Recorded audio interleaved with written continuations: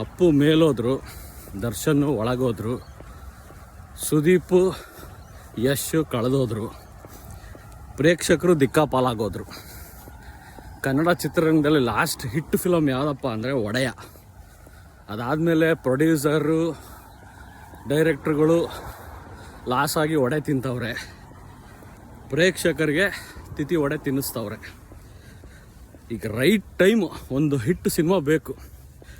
ಅದಕ್ಕೆ ಏನು ಮಾಡಬೇಕಪ್ಪ ಇಮ್ಮಿಡಿಯೇಟು ಅಂದರೆ, ಈ ವಿಡಿಯೋ ನೋಡೋ ನಮ್ಮ ಡೈರೆಕ್ಟ್ರುಗಳು ಪ್ರೊಡ್ಯೂಸರ್ಗಳು ಫಸ್ಟು ಹೋಗಿ ಚೇಂಬರ್ಗೆ ಹೋಗಿ ಆಪ್ರೇಷನ್ ಸಿಂಧೂರ್ ಅಂತ ಒಂದು ಟೈಟಲ್ ರಿಜಿಸ್ಟ್ರ್ ಮಾಡಿ, ದರ್ಶನ್ ಅವ್ರಿಗೊಂದು 5 ಕೋಟಿ ಎಕ್ಸ್ಟ್ರಾ ಕೊಟ್ಟು ಕಾಲ್ ಶೀಟ್ ತೊಗೊಳ್ಳಿ,